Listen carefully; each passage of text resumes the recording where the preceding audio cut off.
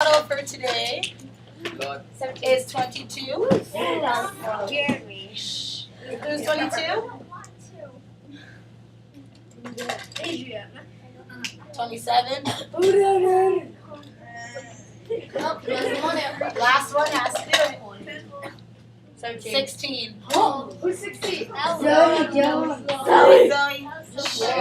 Alright, well, Zoe is coming in to get the modeling glasses.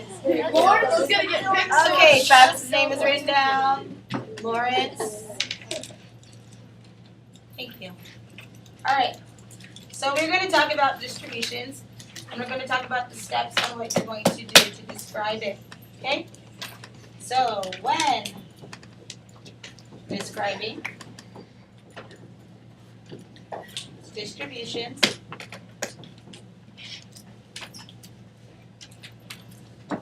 you have to,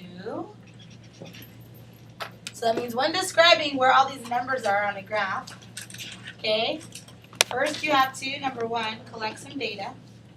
Sometimes it'll be given to you. Second, you have to organize that data. So if you collected the data from how many boys' heights are in the classroom, you have to collect all that data and then you have to organize it. How are you going to organize it? You can organize it in a table.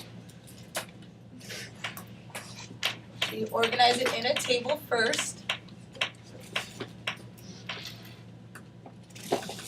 Then you're going to pick a graph. So you can do a bar graph, you can do a line graph, you're going to pick a graph to use.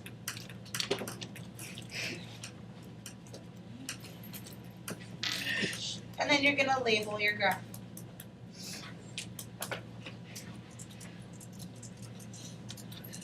After you collect the data, organize it in a table, and then pick a graph to use, you label it, and the last thing you do is you have to analyze your data. So you might be given a specific question when analyzing your data. Your questions might be something like, number one, are there clusters?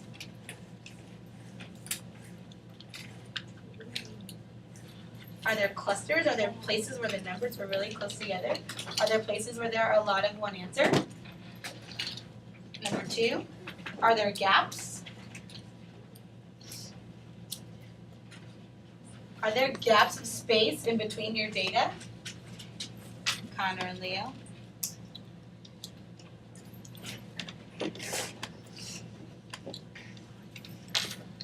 Then you're going to ask yourself, are there peaks? And remember, peaks look like mountains. They go up, and down. We wrote that earlier.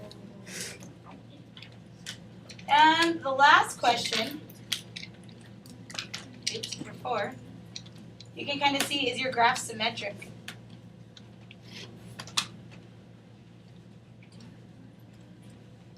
Write that down. Are there clusters? Are there gaps? Are there peaks? Is it symmetric? So symmetric means if you were to cut that graph in half, does it mirror each other? 1 second.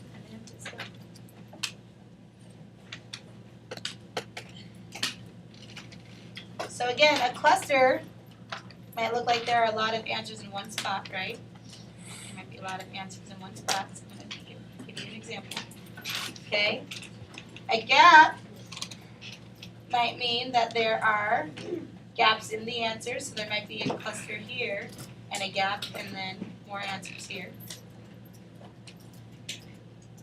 Are there peaks? Which mean, hold on, I know.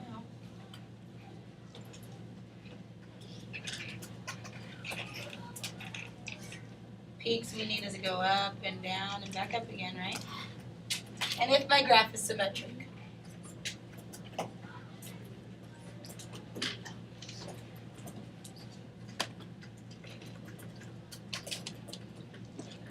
Those of you who won yesterday, you can go to lunch 5 minutes early, but you must catch up on the last part of the notes when we come back. Go off quietly.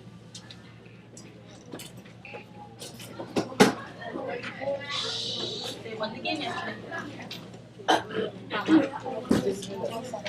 Shh. Oh, I hear. Turn that back.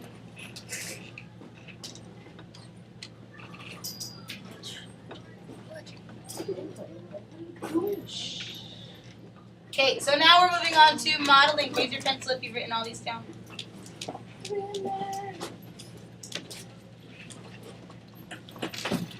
So Zoe, come on up.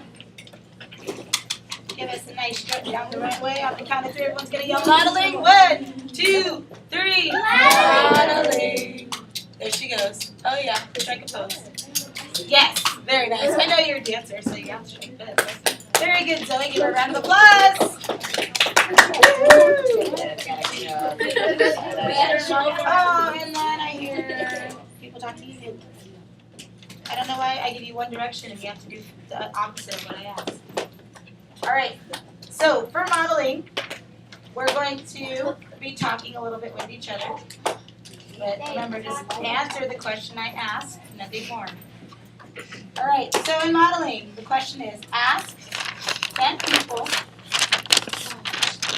how many pets they have. Record your results. Ask 10 people how many pets they have and record your results. So what I'm going to do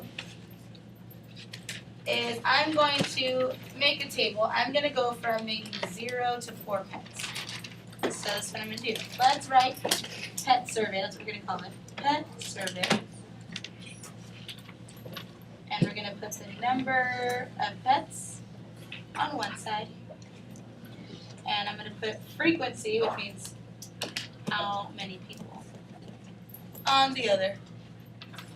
I'm going to draw a nice line down the middle. I'm going to ask if people have 0, 1, 2, 3, or 4. So I'm making a little table. Okay, for our pet survey.